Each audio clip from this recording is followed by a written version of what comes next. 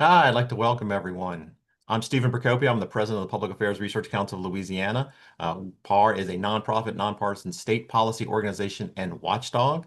Uh, Before we begin, I really want to thank our sponsor, the Louisiana Independent Pharmacy Association, who represents your local community pharmacies, for making this webinar possible. We truly appreciate it. All right, today we're going to be talking about what's next for coastal projects. The Mid-Barataria Sediment Diversion was officially terminated in July for various reasons, including increasing costs and other permitting concerns. And we know there are a lot of disagreements about that decision, but we're not here to relitigate that project. However, we do want to talk about what the priorities are for CPRA on coastal restoration and protection going forward, and see what the actual director has to say, as well as some other interested stakeholders. Uh, to talk about that, I think we have a fantastic panel. We have the newly named executive director, I think he was named in July, of the Coastal Protection and Restoration Agency, or Coastal Protection and Restoration Authority, Michael Hare. And we also have Kimberly Davis Reyher, the executive director of the Coalition to Restore Coastal Louisiana. And Representative Joe Orgeron, the vice chair of the Natural Resources and Environment Committee. Thank y'all so much for being here. We really appreciate y'all taking time. A lot of people care about this topic. Uh, I want to say a few things about the format before we begin. I'm going to ask a sort of a broad question of all of y'all to kind of get it started. And then I'm going to turn it over to Melinda. She'll have a few additional questions. But most importantly, then she'll look at the questions the panelists have posed, the participants. So here's the thing that's always happened. If you have a question, use the Q&A button or even maybe put it in the chat.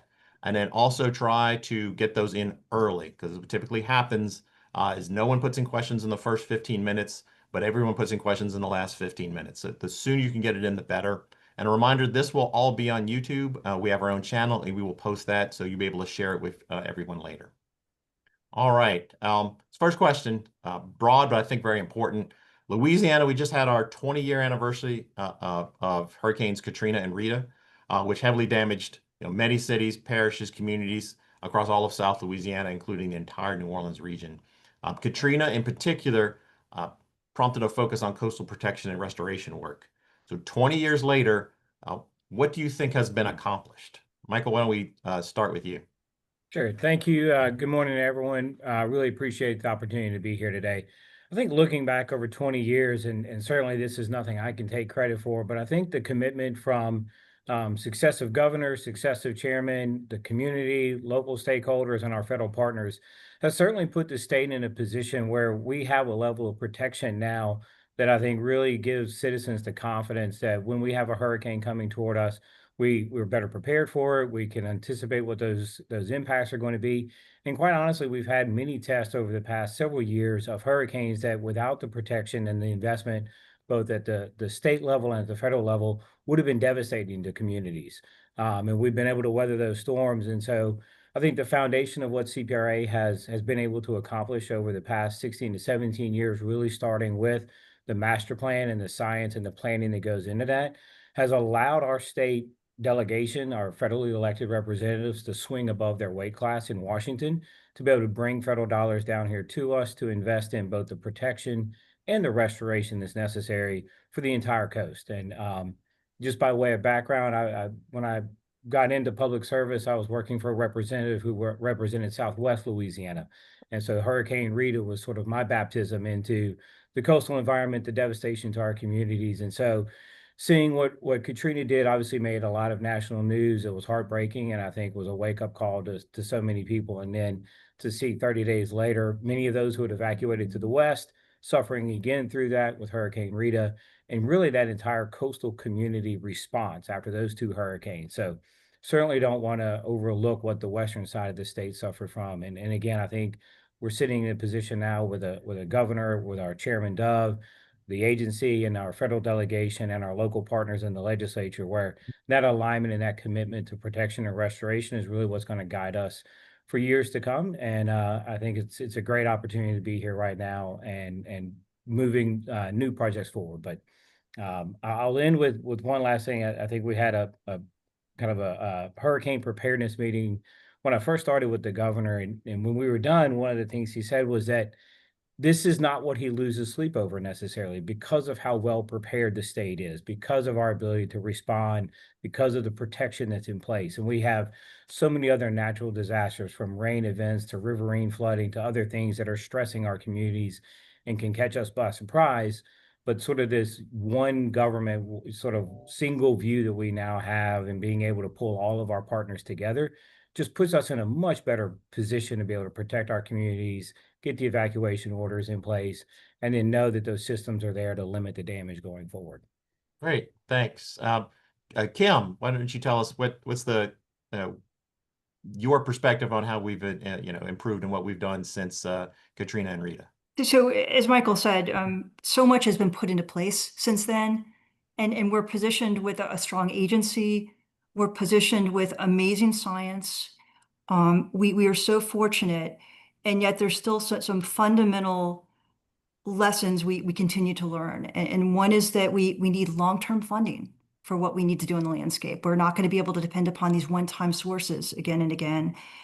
And another is that there's urgency. So even as we celebrate everything that's happened, we're losing land day by day. And so we need to continue to embrace the urgency and to appreciate that the doing nothing in certain cases, where projects are stalled. No action is the same thing as giving up in places. So pushing forward on all our projects and keeping that urgency is our challenge now, based on everything we have done and everything we have learned in the last 20 years. Right. Okay, great. All right, Representative Orgeron, your perspective on how we've come. I'm not going to reiterate what's already been said, but it's prior to Katrina, we were basically having all these different plans, and now we speak as one voice, one continuously improved master plan for all the betterment of Louisiana. Go Mesa, what came out of post 2005, 6 was getting the dedicated funding towards coastal restoration. The unfortunate BP oil spill provided a windfall, I'm going to say, for very large projects, the anchor projects, as they were originally called, to be put out there to make big bites in Louisiana's coastal restoration.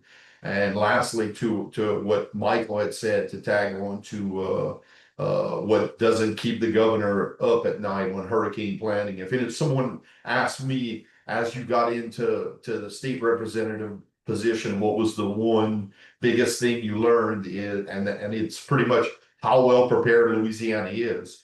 Whenever we have a storm coming into the Gulf, getting on the statewide call and then breaking down to the parish call, and just how wide and spread, how many different dimensions of public service we currently touch upon, and how well we're organized in order to handle the primary natural disaster that comes to us on a seasonal basis. Fortunately, none this year so far, knock on wood, but we are very well prepared, and CPRA plays a big part in being that speak as one on coastal restoration for Louisiana. All right, I'm glad. Look, thank y'all so much, and I'm glad we did the historic perspective to set this all in context. But the rest of us, the time, we're going to be talking about the future and what we need to do now. So with that, I'm going to turn over to Melinda. I also want to thank all the participants that are listening, because we already got 2 questions in the Q&A, so I'm happy about that, because that's what this is mostly should be about. So Melinda, start us off. Great. So thank y'all for asking questions already. Keep them coming. But I'm going to start, Michael, with a question for you that I feel like we need to revisit. Now that the state has decided not to do the Mid-Barataria project, where is CPRA focusing its energy? Sort of what projects are being prioritized going forward? Sure. I appreciate the question. Obviously, I think Chairman Dove has been putting a list of potential projects out there for quite a while now. We're in the early stages of evaluating those. That's a series of land bridges across Plaquemine and Terrebonne parishes, and really sort of being able to protect that southeastern side of our coastline. There's a number of barrier island projects. Obviously, Chandelier is one that's very high on our list. We have secured some funding for it already, and we're going to make sure that we've got adequate funding to keep it going. And then looking at some of the other barrier islands Timberlake, Wine Island. I don't have the list in front of me right now, but there's certainly a series of those barrier islands that we'll be looking to. And I think what's really, really important is that we remember the fact that we've got guidance. We have sort of 8 restoration categories and types that we can focus on through the NERDA process.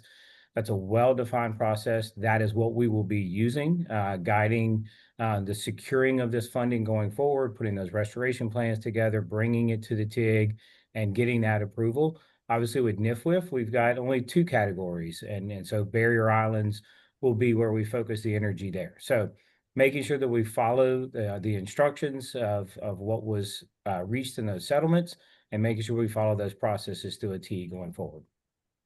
And for those who may be watching who don't know all the acronyms and organizations that are signing off on things, can you explain the 2 groups you just talked about and what the guardrails are for those kinds of projects? Yeah, NIFWIF, gosh, I know the acronym. Hopefully I get the name right. National Wildlife Federation, probably got part of that wrong. But they're a quasi-governmental entity, nonprofit. They were established by Congress. They sit under Department of Interior. They're the recipient of some of the funding, and within that, there's a set of guidelines that we have to follow with them on 2 different types of projects that we could fund. And obviously, barrier islands are the ones we will focus on there. So bringing those plans before that group and working through their process to get the approval. Again, they're more of a trustee for us, holding on to those funds as we bring projects forward, and making sure that it's consistent with whatever their fiduciary responsibilities are as a holder of those dollars. On the natural resources damages side, NERDA, we have what's called the Louisiana TIG, Louisiana Trustee Implementation Group, that has a combination of our federal partners as well as the state represented there. And there's a well-defined process with them as well to bring projects forward under a restoration plan to seek their approval. And ultimately, it was the trustee group that issued their resolution to cancel the funding. And that's then the group we're going to go back to bring new plans forward with them for the projects, especially the land bridges. That's our main focus for those NERDA dollars right now, is to bring that forward to them. Okay, great. Representative Orgeron, from your perspective, are there projects or approaches that you'd like to see CPRA prioritize as it looks forward onto what parts of the master plan it's going to focus on next? Absolutely. With the cancellation of the river reintroduction diversion project, I think still doing large scale regional ecosystem restoration for flood risk reduction for all of the communities that are around the perimeter of the Barataria Basin. So that would be, Plaquemines, Lower Jefferson, Lafitte, West Wego, in St. Charles, the Zalmans, and of course my hometown in Lower and Central Lafourche. So that whenever you're canceling a project that was going to play a benefit to that particular reversing the estuarial necrosis of the Barataria Basin, you need to prioritize and put forth projects that try to rejigger that. I know that we've always worked with a course with no action. In other words, if we don't do anything, this is how bad it'll look. Well, within the current course with action, in my mind, I have now a new subset of course with no diversion action. So the time for my hometown and my levee systems, the protection that's needed to rebuild the marsh is still there. And the cancellation basically sets that clock back or puts us running out of time for our protective purposes. So I want to see higher prioritization of projects in the Barataria Basin. Okay. Kim, similar question for you. Are there projects or specific approaches that you'd like to see CPRA focus on going forward? There are, and I think big picture, the need for that project has not changed. What has changed is what we're going to do next. And so the Coalition to Restore Coastal Louisiana, or CRCL, the group I represent, we're very focused on the need for a suite of projects that we're all working on together. And so land bridges, yes, definitely. Barrier Islands, yes. Dredging, we need more dredging. Dredging, we know that works. But at the same time, we need to be adding more sediment to the system to shore up, to sustain all those things. And so the question before us is, if we're not going to use the project that's been canceled, how are we going to get significantly more sediment into the Barataria Basin as one of the parts of our coast that we're losing most quickly? And backing way, way up, we are so fortunate to have this giant river full of sediment, right? So we have parts of our coast that are desperately starved for sediment. And happily, we have a river that's full of it. So this is something that we can figure out and we can figure out together. And so CPRA has done great work with long distance sediment pipelines. We can consider that at this stage. We know that there's use of dredging by the Army Corps, the sediments pulled out of the river to sustain navigation. It's being used to build land. That's great. How can we make sure that we're using those navigation dredge sediments to build land in the places that are most important? And then it's a good moment since we're regrouping, but need to move fast to think about new ideas. And one that we at CRCL are especially excited about is the idea of pulsing with a sediment slurry. And you may have seen some research that came out of Tulane just recently on this. You might think of a squirt gun of sediment that you could use to move the sediment slurry we need. And if there's some way we can get the sediment that we need into the Barataria Basin in a different way, perhaps with less freshwater impacts, that's the sort of thing we need to be running forward with. So for me, it's all about urgency. And at this moment, it's about urgency of new ideas. And if not that project, what's it going to be to achieve the same goals? Okay. No surprise, most of the questions we have coming in are about the Mid-Barataria project. But because Kim was talking about sediment, we have a question about now that the state has canceled Mid-Barataria, will it put more steam behind the Mid-Breton sediment diversion on the ground and operating? I feel like, Michael, that's a question for you. Sure, we've pulled that permit as well. It sort of fell in the same lines with Mid-Barataria and some of the challenges we foresaw with cost and making sure that we have a very prudent approach to how we're managing the resources of the river and managing the projects that we're putting on the ground in a cost sustainable way. So, and I just as Representative Orgeron was talking about some communities, I want to make sure everyone appreciates as I get up to speed. I may miss a community or miss a parish somewhere along in my comments, but it's not for lack of focus. And I just really want to reiterate the fact of the governor's made it very clear of having a coast-wide and really reiterating that we need to look at every community out there and make sure we're bringing the appropriate amount of resources to bear on the challenges they're facing. Obviously, South Central, Southwest are areas that we know are in certain desperate need of protection projects. And I think we just have to recognize the difference of Southwest is more in a protection mode. Southeast is very much in that protection and restoration mode. And so making sure we've got sort of an equitable balance of projects along the entire coast. And I think the representative brought up a great point around flooding as well. And the fact that we've got the LWI data now and figuring out a way to incorporate that into the master planning process that we're going through now. So this fact that we're going to have this constant cycle of learning and pulling in of new data, continuing to try to pull those resources together from LWI, from what CPRA is doing, from DOTD. And then I just want to comment very quickly on the Corps of Engineers and the point around beneficial use of dredge material. We have a really unique opportunity in Louisiana today with Colonel Lotan, somebody for the first time in the Corps' history who's actually from Louisiana. I don't want to shortchange his family, but I think they got here a little over 200 years ago.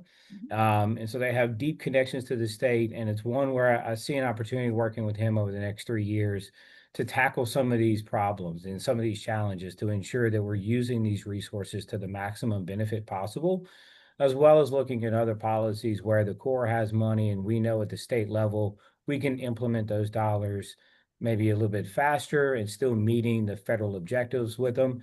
So looking at innovative policies where we can sort of move the money around, but then also looking at the Corps' practice to ensure that their dredge placement areas are going to beneficial use in a consistent manner with the master plan. So agree that we know the needs are out there, the challenges are out there, and I think it's just a matter of making sure we take a science-based approach to building a project list that in the end is feasible and cost effective, and one that doesn't strangle the state going forward with maintenance obligations that we cannot afford. So I think it's a balance between, we start with science, that's the first no-go decision out there, and then we end with a look at the fiscal feasibility of it and making sure we're putting things on the ground that we can afford to maintain and that will benefit communities in the way that we hope they will.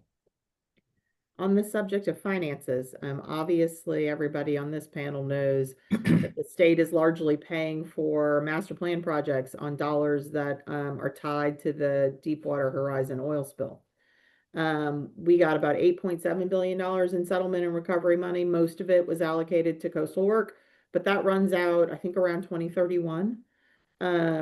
So how do you maintain the momentum of working on coastal restoration and protection when you have this major funding source run out? And what is the plan to try and continuing paying for projects? And I'm going to start with Kim, and just, kind of what are your thoughts about this coastal fiscal cliff and where we go next? I think we need to be clear with ourselves that living here and protecting and managing our coast for seafood and for sports in paradise and for safety is expensive. And it's going to continue to be expensive. And we're going to need to find a revenue stream that is consistent and isn't based on hurricanes and isn't based on damages, and really commit ourselves to that. I don't have a silver bullet answer to put on the table. Maybe my friends here do, but I think that's the reality of it. And we're spending the money that is available by virtue of disasters well, and that's critically important. But even as we do it, it's making that next plan that must be our priority. Michael, do you have a silver bullet? Do you have any ideas where the money's going to come from to keep the work going? I mean, I believe the master plan is supposed to be about a $50 billion plan, but nobody thinks it's going to be that cheap, actually. Yeah, no silver bullet, no crystal balls. Left both of those at home this morning. I think the real key here is to continue to look at all of the available funding sources we have to us. Let's not overlook the fact that we got a raise in the Go Mesa funding.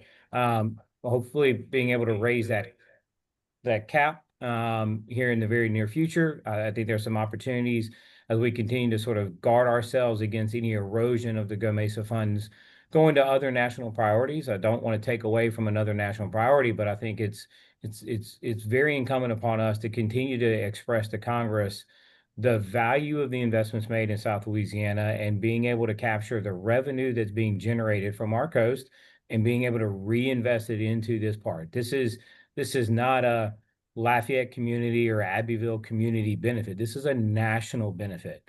These are national priorities, and we power the nation when it comes to our oil and gas production. We are leading the nation when it comes to maritime transportation, to industrial production. So there's so many keys that we can talk about the national importance of what we do here and why the feds need to continue to invest with us.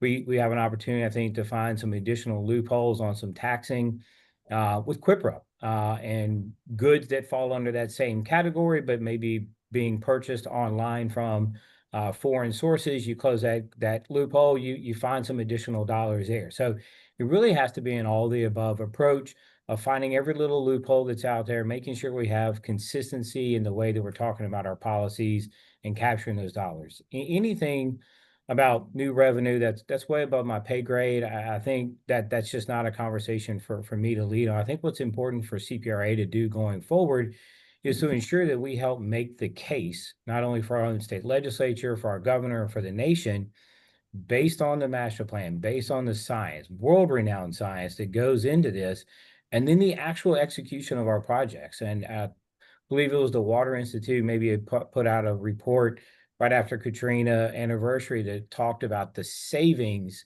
that has been realized because of the investments made by the state and by the feds of damages not seen and communities protected. Those are real dollars that don't get spent. And then how do we capture that in some way and have it reinvested back into Louisiana? I was very fortunate a few weeks ago to spend the morning with Commissioner Temple and some underwriters from London who are coming over, and they're looking at flood insurance, and they're looking at how do we think about the insurance programs here in Louisiana, and they're very, very interested in what CPRA is doing, both from a protection and restoration side, and figuring out how do they better incorporate that into their underwriting and into their risk profiles to potentially lower premiums for Louisiana homeowners. So I think we have to look at every non-traditional way of expressing the value of what we are doing at CPRA, what we're doing with our local parishes, levy districts, what the legislature continues to invest in, and what the federal government continues to invest in, and express that value. So I believe we will find the money. I believe it will come. We have a great case to make. We just need to continue to do so. Representative Orgeron, what's the legislature's role in all of this and allocating money for the coastal master plan from your perspective? First, let me take you back to the fact that on November 5th, presidential election, there was one amendment on the ballot, and that was to dedicate, as Michael said, all of the above, any other energy sources derived offshore would also go in. And remember that even parishes along the Louisiana's northern border, Webster, Morehouse, had greater, had votes greater than 50% to approve that. This was in a legislative session where dedications of any kind were frowned upon. We were in an anti-dedication, and I was swimming upstream with this one amendment, and it passed. So it's not, that won't supply a lot of money, but that, with all the work that the Shores delegation does, that's an organization that goes up every year and touts for a larger fraction of GOMESA money, lifting the cap, etc. That's the way that we're going to fund that. Legislatively, I think we need to be, we want CPRA to be more right sizing on their annual plan. Unlike the last legislative session, they were literally coming for funding that still had the Mid-Barataria construction amounts in there and trying to get that passed. And I think going forward, we need to be very cognizant of exactly what we're spending each year. We need to use the God-given windfall that we had from the disaster of the oil spill, and we need to use it much more smarter and not be doing pie in the sky wish lists. We need to prioritize and strategically put money, allocate money, and put money directly to things that can be implemented in true time. That's what the legislature is going to do. And being on the natural resources, I'm going to be looking for, or having a background in oil and gas offshore vessels, continuous improvement programs or sewn into the fabric of our industry, and getting CPRA to have a continuous improvement process is something that the legislature could drive. If I could follow in real quick, it's more general question, and I think Michael's probably smart to duck anything about revenue or funding, because that is really more the legislature. Is the state doing enough? We get a lot of money from the federal government and also from the oil spill horizon dollars. Is the state putting up enough? Are we sending are we just putting enough money for the projects, but also is that sending a signal to the federal government, like, hey, you guys need to keep funding this thing that we really care about? For me, I'm going to say yes. I'll say that the state is putting enough. And what we're doing with bringing in new industries is just basically fueling the economy that will ultimately help fuel the industries on the Gulf Coast, and that basically gives much more substance to the restoration efforts for those communities on the coast. In other words, we power the nation. We power the nation here on the Gulf Coast, and you need the communities living near the coast. If the price of everything gets harder and higher, if everyone has to retreat and live in Baton Rouge or north of I-10. So it's pertinent to Louisiana's economic success and our nation's energy dominance that we properly do our coastal restoration to keep the communities on the coast that support our offshore energy infrastructure. All right. Thank you. Sorry, Melinda. No, that's all good. So Michael, I know you mentioned the Big Beautiful Bill's impact in terms of it's going to be about $46 million more a year for the next decade in Go Mesa money, essentially the more federal dollars from offshore oil and gas drilling off Louisiana's coast. I know that's a help, but clearly that's not enough to fill the gaps. Do you know if the governor's office and the administration is having conversations with the White House and Congress? Obviously, we have two very high-profile leaders in the U.S. House. Are they being talked to about how to come up with more money, perhaps from the federal level? I am very confident the governor is talking to our leadership in the White House on a fairly regular basis. The nature of those conversations, I'm not sure. Yeah, I think it's important to recognize it was a big lift to get the Go Mesa lift that we just got, and we want to definitely thank our federal delegation for doing that.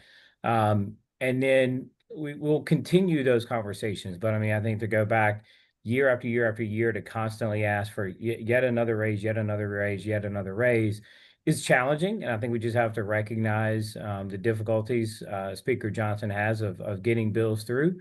So we're grateful for what we have now. We're going to continue to make that case. I think raising the cap is certainly one issue that we think we may be able to address in the near term, and then hopefully being able to get additional revenues out of that. And I just want to say too, very quickly, when we talk about resources or revenue to support our program, I think it's easy for everyone to default to a public dollar or a tax dollar or a revenue dollar out there that needs to be dedicated.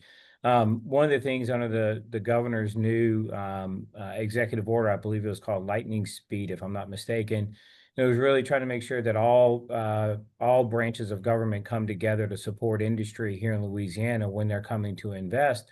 CPRA will obviously have a part of that. I think the majority of what that executive order speaks to is permitting efficiency and being able to make the investments and tap into Louisiana companies to help support the infrastructure build out. But let's not also forget that a lot of these companies, especially ones that are operating in South Louisiana, are laying pipeline. They're building facilities. They have dredging needs, and being able to talk to them very early on in their planning phases for their industrial development.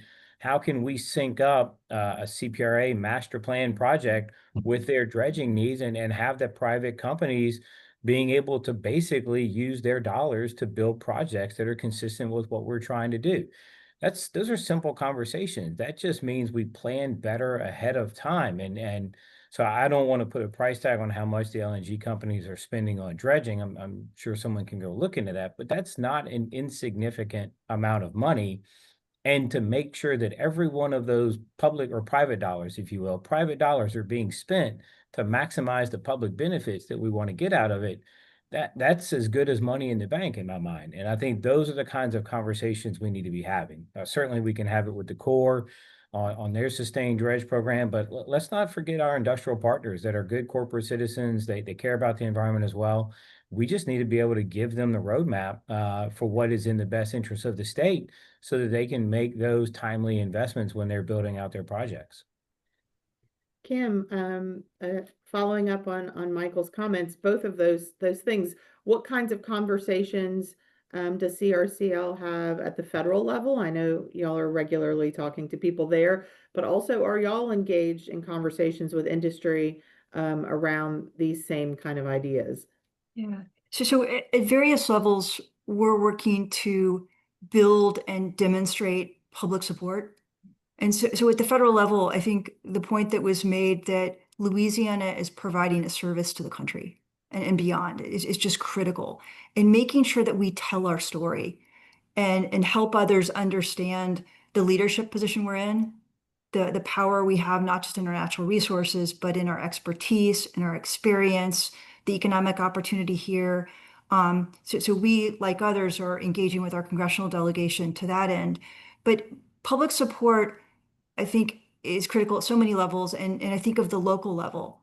And so just last night, we finished a series of meetings in partnership with CPRA and others in Cameron and Calcasieu and Abbeville. And more than 100 people came out to talk about their personal experiences in their lives, but also working with some of the employers you just named. What are their concerns? What are their project ideas? that level of public interest and support is tremendous. And I think making sure that we do a good job of translating that to the legislature. So when we think about funding into the future, and so much of what we spend now is federal dollars coming to us, implemented through the state. But we think about investing as a state in the future, understanding the level of public support is really important. So it's so many levels, and we are really bolstered by the way people engage in project planning and the master plan process. There's a lot to celebrate in terms of people wanting the projects that CPRA and others are offering. Representative Orgeron, in your area, do you see those conversations happening with industry about investments that, could double both as investments in their business, but also in coastal protection and restoration? LNG, you mentioned, we have a compressor gatherer station right outside our floodgates that feeds the big Plaquemines Parish Global Venture Project. We also have, of course, Argent LNG with additional developments in Port Fourchon. Every day after a storm, every day Port Fourchon is closed. It's a $500 million, $500 million impact to the GDP. So being able to get our elevated highway, which will take all the traffic that, the over 800 to 1,000 18-wheelers that go in and out of Port Fourchon every single day, 24/7, 365, having that elevated highway will help the times where we have high water events to keep that commerce rolling. And just remember that it's within the start of it is within the levee system, South Volusia levee system. So continuing to protect that levee system is one of the biggest priorities here to be able to continue to maintain the industry that my hometown relies on. So not sure if I answered your question, but we have a lot of things going. We have great progress. It's just following Hurricane Ida and being on the levee and seeing with the levee manager that all the marsh that had protected the toe of the levee is now rolled up like a carpet and sent northward. And him saying, me wanting to pat him on the back and saying, "Good job, the levee. Our 100-year plus storm, we survived it without a single person in our levee system flooding." Back to Michael's statement about unrecognized or unrealized monies in savings rather than damages.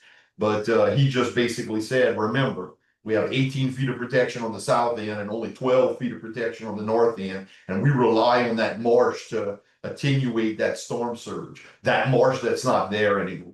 We need to rebuild it. That's why it's important. Pretty sure that we're going to get that on the Terrebonne side. I'm more worried about the Barataria side now with the cancellation of that project.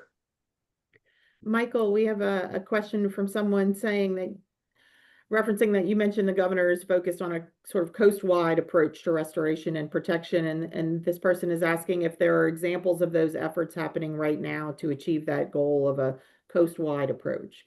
Of course. I mean, we've got wonderful signature projects across the entire coast. If you start over in Calcasieu, we've got the Calcasieu Sabine Marsh Creation Project, probably one of the largest projects we'll do there. Had a very successful grant application, pulling down money out of the Restore Bucket 1 for that project, hopefully getting it kicked off here very, very soon.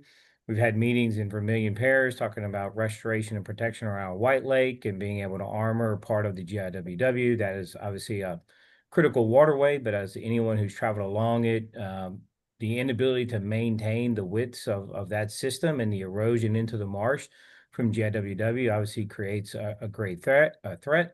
And then we've got, the continuation of Morganza to the Gulf and working with the Corps now to find new and innovative ways to deploy those dollars faster to bring levee lifts to those communities sooner rather than later.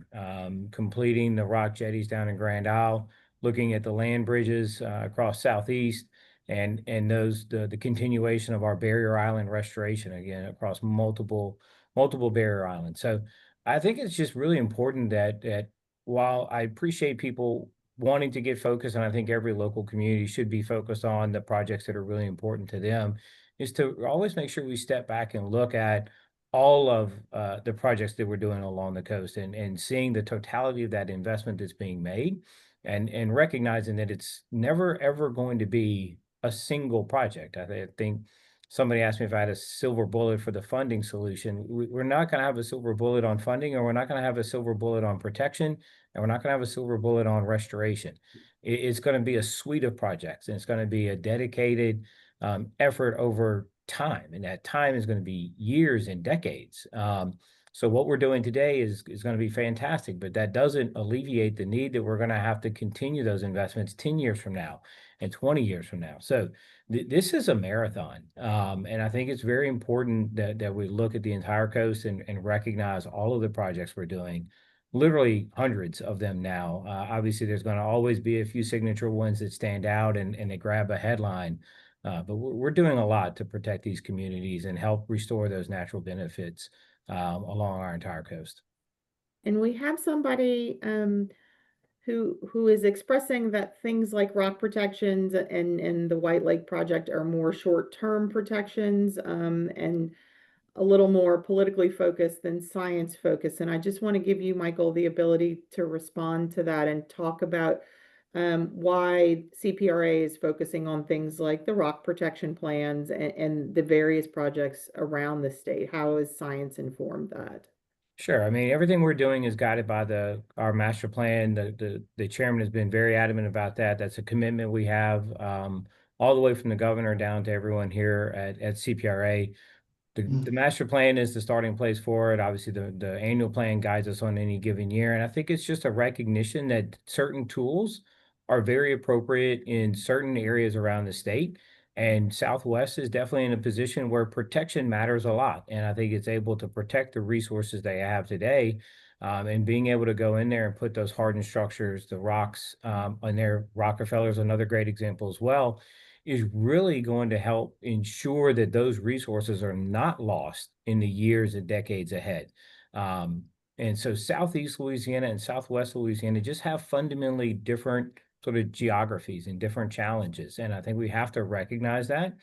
And so rock has proven, you can go down to Grand Isle right now and you can see where we put the jetties, the beach has been able to renourish itself. Where the jetties, there's a gap in them. You've got a real challenge there. And so, we're going to go put 40, $50 million worth of sand out there that's unprotected, or can we go out there and make the investment in putting those rock jetties in place and then letting the natural accretion and that sand accumulation occur behind there? So it really is making sure that we look at every available tool in our toolbox for the right project and a cost affordable way for the communities where we're focused. And so Southwest Louisiana protection is very much going to be, I think, a higher priority because they haven't experienced necessarily the loss that Southeast has had. Again, very challenging problems all across the entire coast, but again, it's making sure we match the right tool to the project that we're focused on. Representative Orgeron, when the legislative committees discuss the master plan and look at the projects included in it, is there a lot of discussion about sort of the differing needs depending on the part of the state? And how detailed do y'all go into, sort of rock jetties versus dredging? Do y'all dig into it at that level?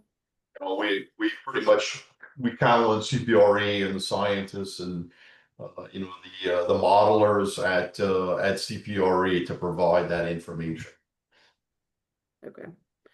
And Kim, in terms of rock jetties, is that a set of projects that CRCL has supported or that is in your list of priorities as well? So I'd say there's certainly places where that's helpful for immediate benefit, and we support that. We're also interested in what's generally referred to as a living shoreline, as a modification or alternative, a place where you can use vegetation and really natural processes as well as rocks. We don't really have rocks here in Louisiana. We have to bring them in, right? We're a whole different geology. So what can we do that's homegrown that uses the power of our own systems as well? And those rocks, much like the levees, we don't want just that between us and the Gulf. We want layers of protection. One concept we talk about sometimes that Representative Orgeron invoked is multiple lines of defense. From the Gulf, our system should have barrier islands and salt marshes and freshwater marshes and swamps and all kinds of layers that sustain seafood and provides all kinds of benefits, among them being protection from storms. So the rocks can be really useful, but it shouldn't be just about the rocks. Okay. And, My- Melinda, may I make a comment really quick, if you don't mind? I thought I've referenced the master plan a lot, and I just want to make sure I'm very clear when we talk about the master plan. This is not a CPRA sort of black box exercise where we sort of retreat for a few years and we come up with it on our own. Certainly led by us, and it is certainly our product. But I just want to sort of reiterate, this is something where we have over 100 different organizations participating with us. We've got technical advisory groups with hundreds of people from across the country. So I think either Kim or maybe Joe mentioned this broader stakeholder group. The master plan process really does reach out across the entire country to bring the best and the brightest together. We get to go through this every 6 years. And so again, I just really want to encourage people as we talk about and rely on our master plan process, to the extent that we get the local citizen engagement, that's critical. And again, this is not a study for the sake of a study. We know what we need to do. It's really making sure that we get the best view of the landscape. What has happened over the past 5 or 6 years? What has the storm done to us that may change our view on the right projects in a certain area? Or maybe what is a restoration project that's now in place, showing those benefits for us? So this master plan process, and again, I just kind of caught myself as we've referred to it multiple times now, is really something that's almost becoming an export product for us. We see other states that are sort of envious of us. They want to start this on their own. I've said before, I think this is the gold standard in the nation. There's really nothing that comes close to it. It's something we should all be very, very proud of. And I want to make sure people understand sort of the global in the sense that it reaches across the country. And maybe we have someone from Europe or the Netherlands participating as well, but really it's a national effort to put this together. And I think it's something we should be very proud of and very guarded around and ensure that we keep that process going. If somebody wants to participate, should they be looking at your website? Is there somewhere they can sign up for information about where those public meetings are held? What would you suggest to them to make sure they can participate in the process? Absolutely. I mean, our website should have the full suite of resources on there. I know a lot of other community partners help sort of promote their own meetings and their own plans, and that's all very helpful. So for anyone, I would say start with us, plug in our website. I certainly hope there's some staff contact or there's some information there where people can submit questions or reach out to our staff, but we have an entire planning division. And this is what they wake up and think about every day. And we're right in the heart of it. It's an exciting time for us as we, I think, just closed the first process for submitting new project ideas. Just one thing I'll take a little bit of time to embellish on. As we expanded to a 6-year planning cycle, we now have the opportunity to take in some of the new project ideas that people may have and evaluate them. And not to say this in a negative way, but for the projects that don't necessarily score out in the way that show the benefits that we would be hoping for, we're able to provide those projects back to the people that provided them to us and give them some guidance, some advice, maybe ways that they can improve those project ideas for a resubmittal within the next year or so. So we're really hoping we get a little bit more of an iterative process with our community engagement by now having this 6 years to work on it. But again, start with us, and then we'll make sure you can get plugged into that process. Okay. Representative Orgeron, you look like you had something you wanted to say. Yeah, open enrollment closes on October 17th, Michael. That's Oh, we're not done yet. Great. Great. we're working on, because as executive director of also Restore a Retreat, I'm getting people that are coming in asking for help, even though the CPRA does a great job of making it so that any citizen could attend one of their new project planning meetings and get a packet and a kit and submit it as an individual citizen. Some are coming to NGOs to help them have potential projects submitted prior to the October 17th deadline. So you're right, it does, it is open to even down to the individual citizen. Another thing I wanted to add was the Governor's Advisory Commission on Coastal Matters. I had a great conversation yesterday with Chairman Tony Alford and talking about just say getting the band back together. That's a great group of stakeholders who can provide insight into driving the future, the next steps of Louisiana's coastal restoration and prioritization of projects. And you know, so I'd heard that some of the membership needed to be renewed, and you know, getting appointments and stuff like that. But I think we can always have a meeting with no intended action, just to be able to kick off or get back that train back on the tracks. And that's one of the primary next steps that I'm looking to help drive is getting that stakeholder group back together for Louisiana's next steps. Okay. We have a question from somebody asking about the difficulty of securing land rights from private landowners, particularly because of the ongoing coastal lawsuits that are in court. Can any of you speak to how difficult it has been to secure land? I feel like that's probably a question for Michael, but I also feel like others may know a little bit of background information. Michael, you can go first if you want.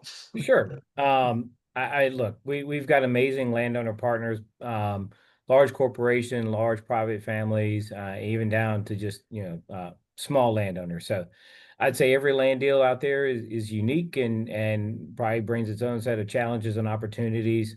I certainly don't want to speak to any lawsuits or anything else out there, but I will say for the most part, CPRA has both an internal group of landmen that I think are second to none. We have a network of landmen that we contract with, and we've got great landowners. I mean, at the end of the day, I really feel very confident to say I don't think there's a single landowner out there that says like, well, I don't want to see the coast benefited. I don't want to see communities protected.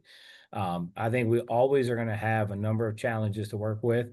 And I think it's really important to reiterate, and I think this goes into that national conversation. We're a working coast.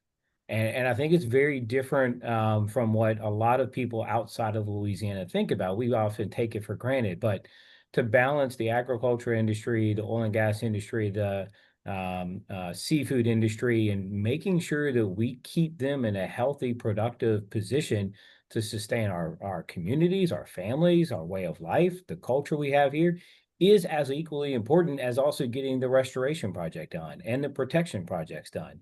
And so I think it is a healthy balance. And I think if we go in there with sort of a landowner focus first of understanding what are their priorities, what are they trying to achieve, what do they want to be able to maintain, I think we're going to get to a successful outcome. So every land deal is going to be a little bit hard. Some take a little longer than others to get done. But again, I'm just not aware of someone out there who says, I don't want to see the benefits in my community. And we're always going to be able to work through those challenges. Kim, have you seen that as a difficulty? Well, what I would like to do is to build on that. I mean, I think it's important, stepping way back, we all consider that something like 85% of our coastal land area is in private hands.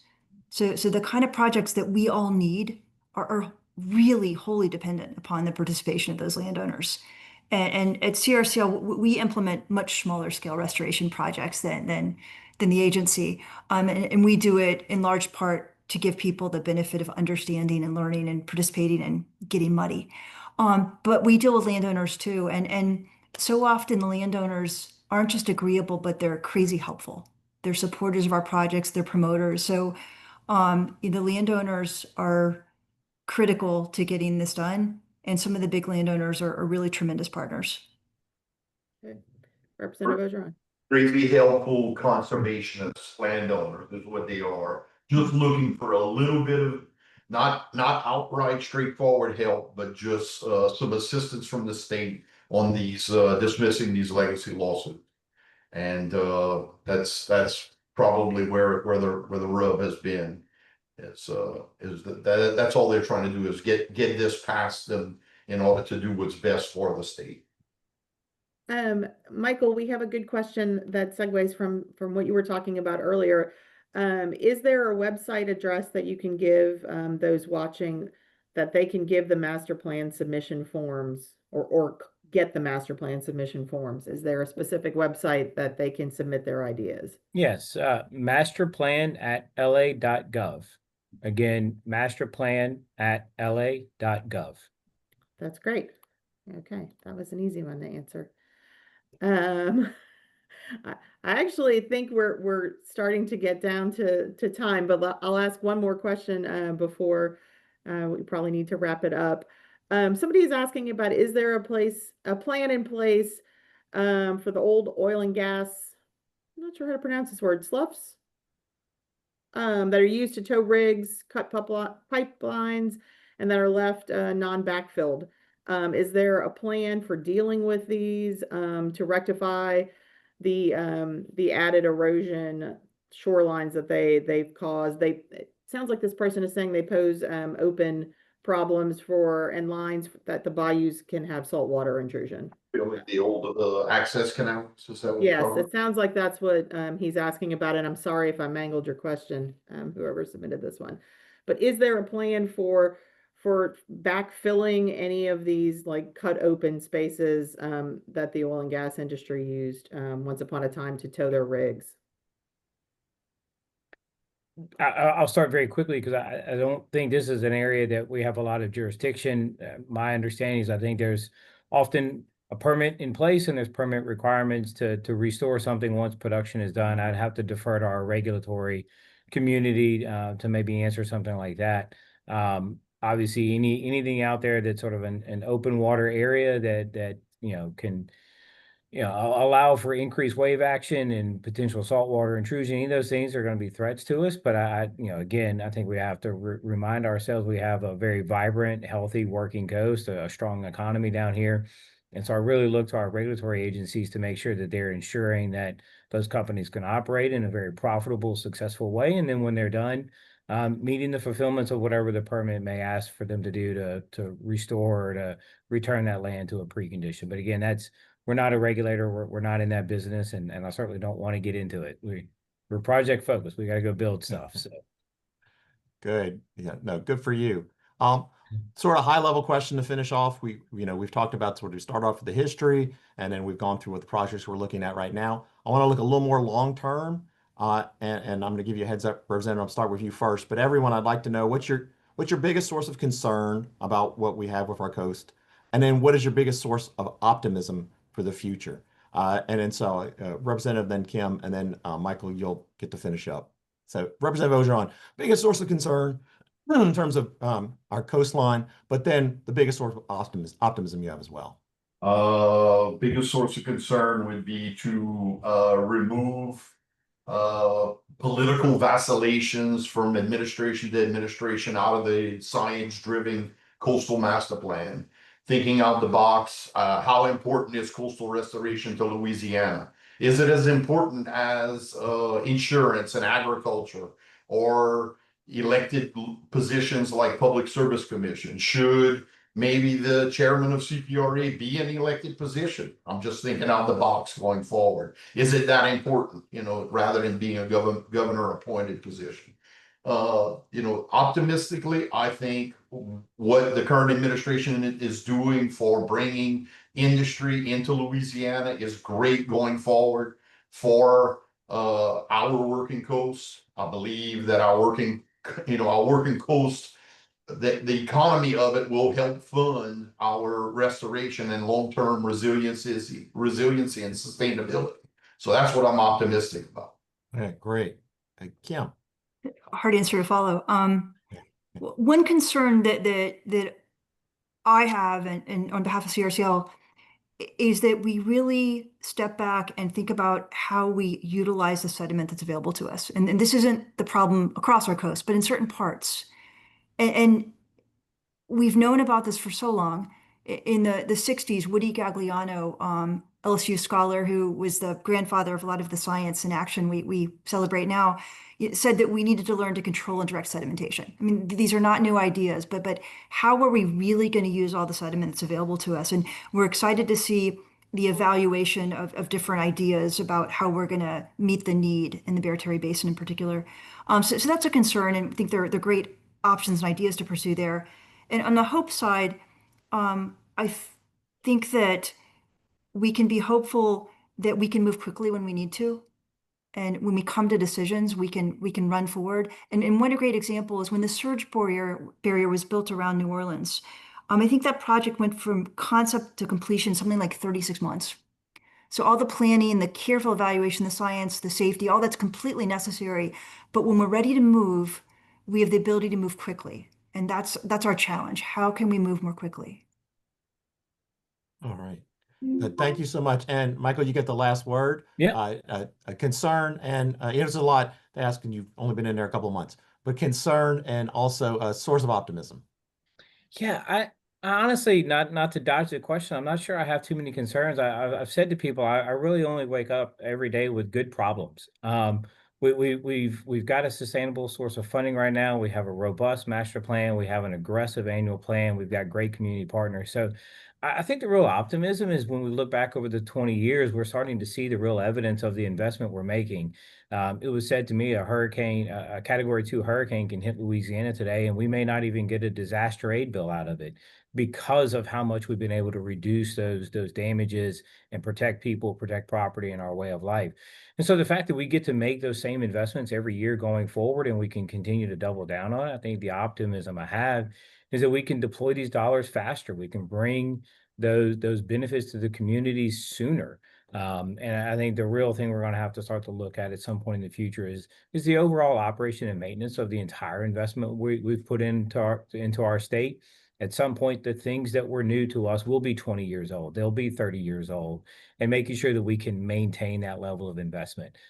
So I only have good problems. It's a great job, a great day to be here. I've been, humbled by the governor to appoint me to it. It's been fantastic working with the chairman, the board, and all of our community stakeholders.